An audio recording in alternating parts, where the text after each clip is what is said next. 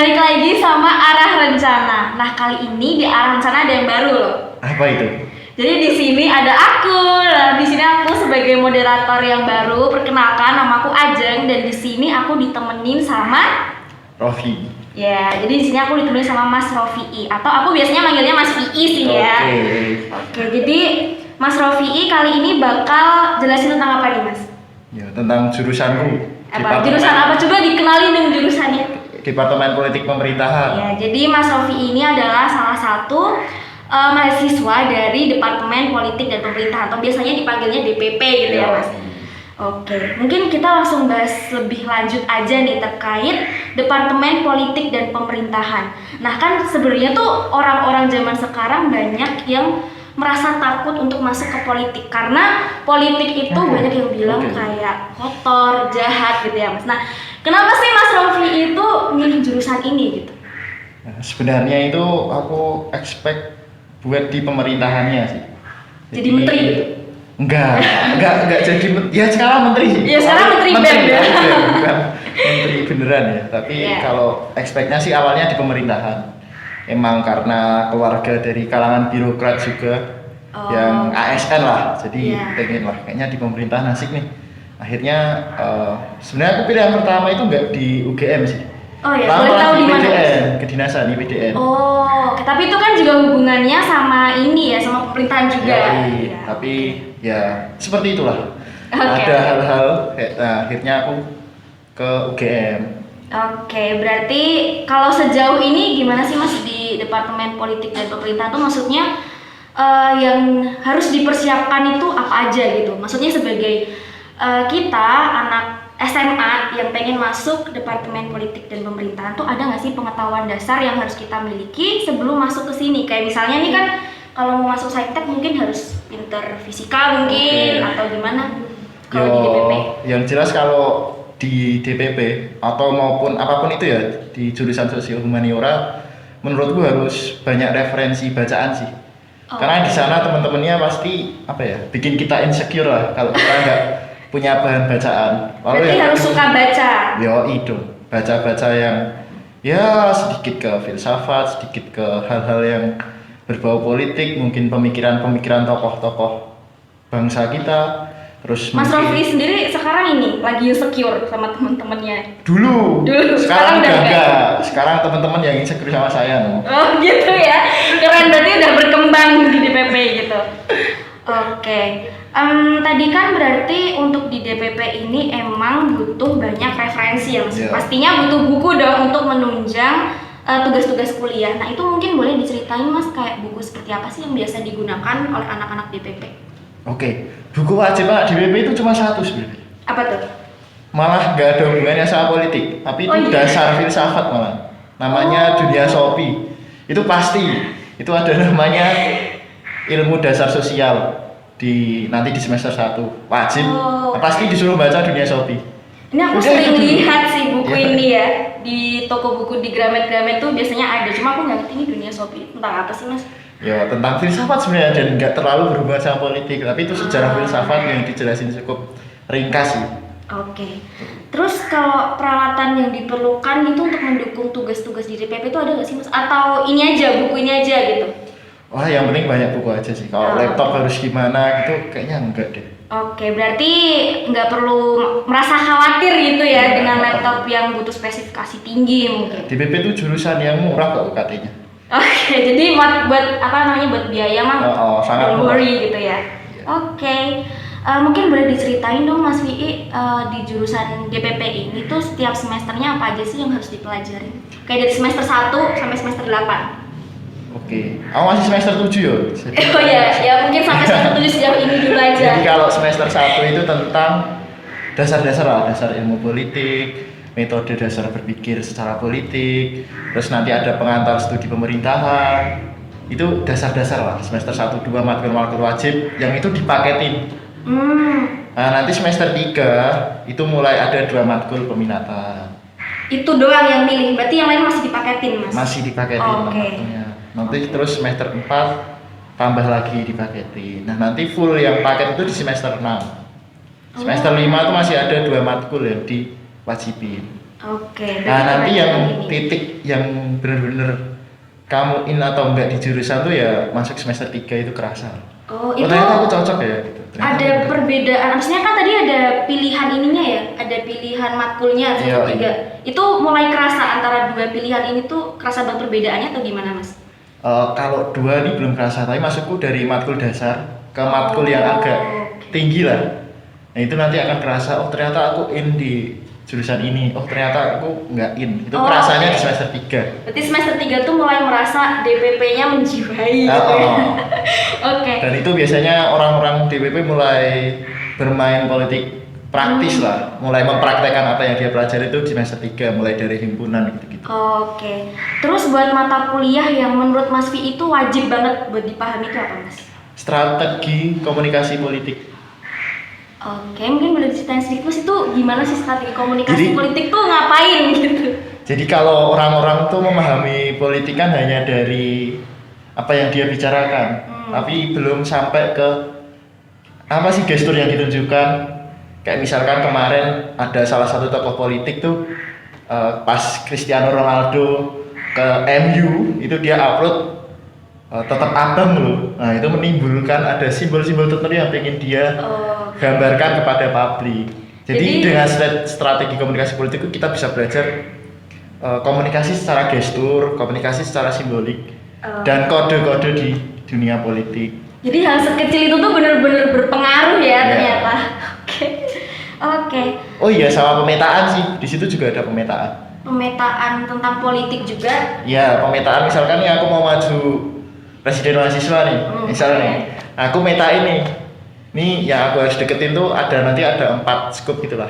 Ada yang namanya itu harus trust kepada isunya tinggi, masanya banyak orang yang di situ. Ada yang dia tidak memiliki ketertarikan terhadap isu tapi masanya banyak. Ada yang dia masanya sedikit tapi memiliki ketertarikan terhadap isu. Ada yang dia nggak tertarik sama isu dan tidak memiliki masa. Nah, nanti orangnya ini bisa dipetakan ke 4 kubu itu, terus siapa nih yang mau dijadiin kita tim ses? Siapa nih yang mau kita hajar nih swing votersnya?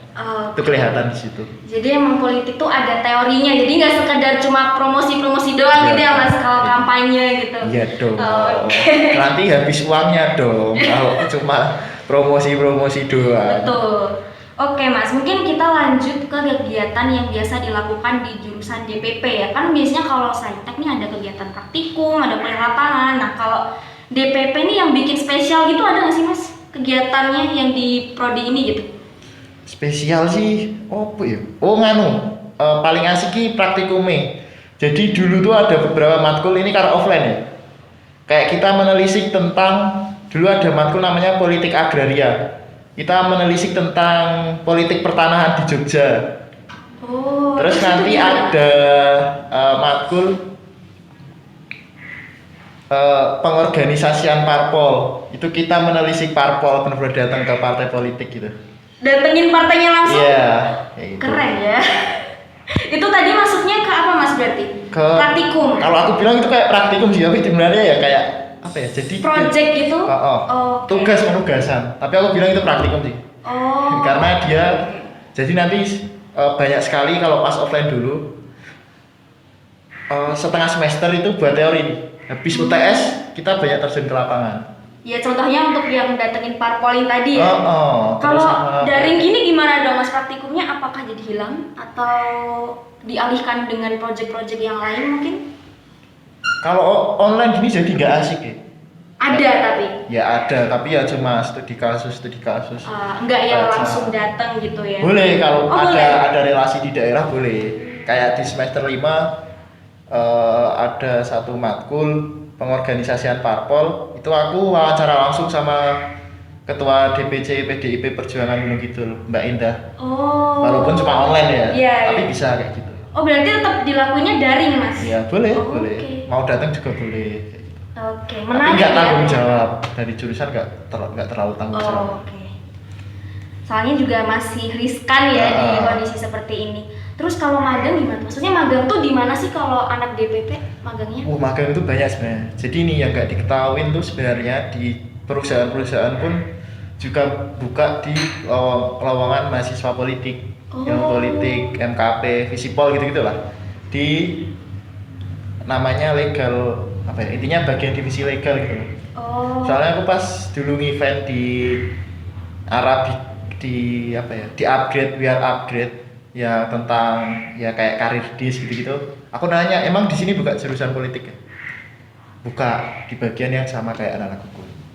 Oh, jadi Itu sih, jadi perusahaan pun ya. buka sebenarnya. Kalau mau juga ada di media-media kayak Jakarta Post, Tirto, Oh, Kompas. jadi memang terbuka sangat luas ya ini. Oh, Mau ke parpol juga boleh, ke Tapi- DPR RI juga boleh.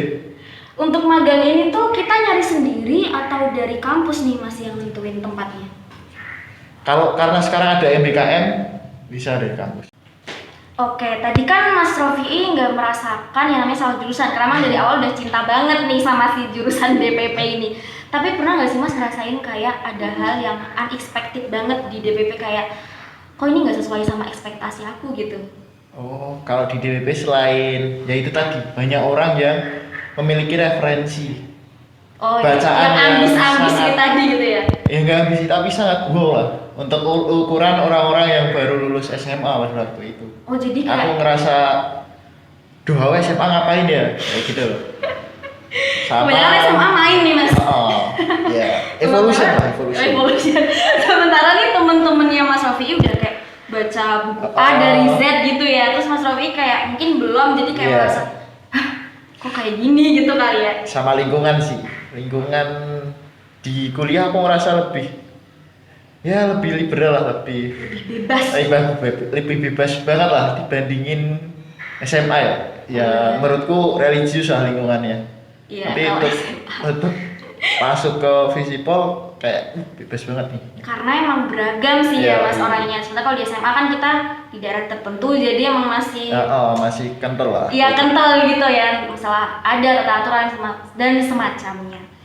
Berarti untuk yang dikagetin tadi sih dari lebih ke lingkungan ya Mas, bukan ke jurusannya itu sendiri. Iya. Lebih ke temen-temennya kok bacaannya udah lebih banyak, terus sama tadi lingkungannya terasa lebih bebas dibandingkan waktu SMA. Oke. Terus, nah ini kan udah 3 tahun nih Mas di DPP ya. Apa sih suka duka waktu kuliah di sini? Sukanya sih aku temen dapat banyak relasi lah, relasi terutama relasi-relasi yang berhubungan dengan hal-hal yang mungkin bagi orang awam tabu ya, kayak orang-orang partai, tokoh-tokoh kayak gitu-gitu. Itu kayak menurutku sangat mengasihkan, sama dapat teman-teman yang pandangannya itu sangat luas gitu loh. Kan kalau kita di daerah di Gunung Kidul ya, karena aku dari Gunung Kidul, kayak aku ngerasa kayak kerjaan itu nggak ada yang selain ASN. Nah tapi kalau di DPP itu kayak divisi pol di DPP itu kayak kebuka gitu, kayak oh ternyata banyak ya kesempatan bisa ya ternyata ini jadiin pekerjaan, ini jadiin Enggak cuma terkotak di ASN aja Oh. gitu ya, masih banyak peluang yang lain gitu. Oke, dukanya tadi apa Mas? Belum ada? dukanya sih capek sih bolak-balik itu doang sih. Balik kuliahnya. Kuliah Oke. jadi bolak-balik Jogja Gunung Kidul terus ke Jogja lagi gitu, lumayan melelahkan. Sama dukanya sih di apa ya, di awal-awal itu kayak ngerasa belum in aja sama lingkungannya. Karena tadi merasa beda banget, Oh. jadi waktu adaptasinya tuh masih kerasa sulit gitu Iya, ya. tapi itu cuma 1 semester sih. Enggak sih, setengah semester di semester 1 lah. Oh, Habis itu oke. udah. Jadi malah lebih banyak sukanya ya daripada dukanya. Dukanya tuh kayak subjektif banget Iya. gitu loh karena transportasi aja gitu. Kalau duka aku enggak. Ya asik-asik aja. Dinamikanya cukup menantang dan asik lah. Oke. Kalau kesulitan waktu udah di jurusan DPP ini ada nggak Mas? Kayak mungkin kesulitan ngikutin matkul atau gimana tuh ada nggak? Nah itu aku kerasa di semester 1-2. Jadi itu aku harus baca lebih banyak referensi lagi. Tapi akhirnya bisa ngikutin. Tapi Itu doang. untuk sejauh ini berarti udah ada kesulitan lagi ya? Ya enggak sih. Enggak. Ya semoga setelah ini udah nggak ada kesulitan-kesulitan lagi ya Mas. Kesulitannya skripsi kalau sekarang. Oh ya skripsi. Semoga lancar ya Mas. Oke, terus cara ngatasinya tuh tadi gimana? Kan tadi kesulitan nih waktu di awal kayak adaptasinya sulit. Nah itu gimana sih Mas cara ngatasinya? Untuk dulu ya tentang perkuliahan dulu ya. Oh, iya, Akademiknya, kalau akademiknya sih ya mau nggak mau baca buku banyak, belajar bahasa Inggris lagi. Karena aku dulu bahasa Inggris agak tidak terlalu menyukai matkulnya. Masih pas-pasan Akhirnya mau gitu nggak ya. mau ya belajar bahasa Inggris lagi. Ya. Membaca semuanya dari nol, dan kalau waktu libur semester itu aku gunain untuk banyak-banyak baca buku. Dan adalah salah satu dua temanku lah di Gunung Kidul yang cukup berperan lah dalam aku menambah referensiku. Oke. Terus kalau untuk lingkungan sih lebih ke aku malah bagaimana caranya aku bergaul dengan circle utama sih. Jadi bukan aku menghindari, tapi aku berusaha masuk ke circle utama. Jadi biar lebih terjaga gitu ya. Tanpa peduli aku latar belakangku dari mana. Oke, jadi meskipun lingkungan kita bebas gitu, tapi kita tetap berada di circle yang baik gitu Ya, kan. tetap Ya. bukan circle yang baik, circle utama, circle yang paling besar lah, yang punya pengaruh gitu. Ya punya pengaruh besar tapi baik ke kita gitu kan Mas. Iya, oke. Terus berikutnya nih Mas, kira-kira nih buat teman-teman kita yang masih SMA dan tertarik buat masuk ke DPP itu kira-kira orang yang kayak gimana sih yang cocok masuk? Apakah mungkin orang-orang yang aku besok pengen jadi menteri, ya silakan masuk DPP, atau yang kayak gimana nih? Yang jelas senang dulu sih, senang sama bacaan-bacaan yang berhubungan dengan sosial. Itu dulu aja lah. Tertarik sama politik bisa nih? Ya bisa, sama orang yang suka bersosial, suka bertemu banyak orang, suka nongkrong, suka apa ya? Ininya kalau ketemu banyak orang tuh dia nggak diem tapi aktif gitu. Itu kayak cocok lah masuk di jurusanku. Sama orang-orang yang suka pengen tahu tentang pergerakan mahasiswa gitu. Itu kan menarik, kayak suka baca-baca tentang sejarah 65, 98. Suka baca-baca berita di TV One, Kompas, Metro TV. Nah, itu cocok sih. Tapi kalau misalnya nih Mas, ada anak SMA yang kepo nih sama DPP, tapi dia tuh merasa, ya maksudnya masih terbawa dengan stigma bahwa politik itu kotor, kayak gitu. Kira-kira masih cocok gak sih masuk jurusan ini gitu? Masih, nanti bakal dicerahkan. Kan politik itu sebenarnya politik itu ada di semua manusia itu ada politiknya. Jadi kita itu kalau kata Aristoteles itu kita itu zoon politikon, manusia politik. Ada di dalam diri kita tuh sebenarnya politik.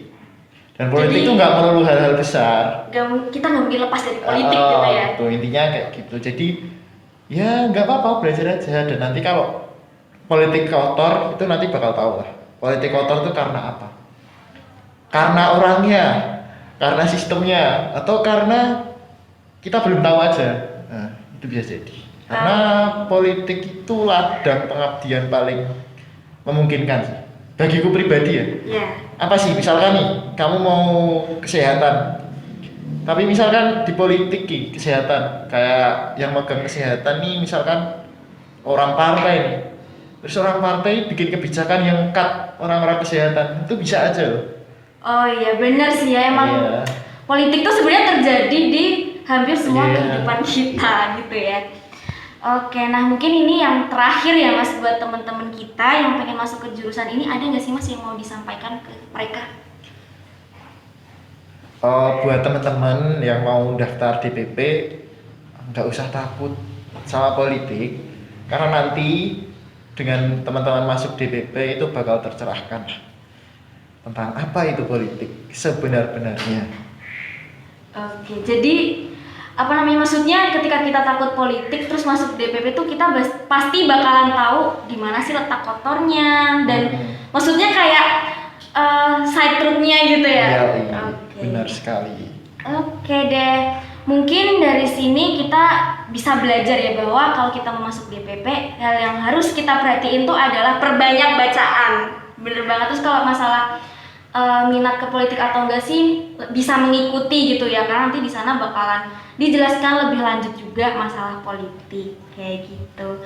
Oke, mungkin kita ngobrol-ngobrol masalah DPP-nya sampai sini dulu aja kali ya Mas. Insya Allah sudah sangat menggambarkan dan menambah pengetahuan baru bagi teman-teman semua. Amin. Oke, mungkin aku mau ucapin makasih banyak buat Mas Terima kasih Rofi. juga udah diundang di arah rencana. Oke, karena sudah meluangkan waktunya, udah berbagi ke teman-teman ya masalah DPP ini kayak gimana, gambarannya kita jadi lebih jelas gitu. Aku juga baru tahu sekarang gitu ya gambaran DPP itu kayak gimana gitu. Semoga Mas Rofi sukses selalu dan Amin, skripsinya dilancarkan. Terima kasih, Amin. terima kasih. Oke teman-teman, kalau gitu mungkin sebelum kita tutup jangan lupa ya buat teman-teman untuk like, komen, dan share video ini. Terus buat yang mau request jurusan bisa banget komen dan jangan lupa untuk subscribe YouTube Arah Rencana. See you.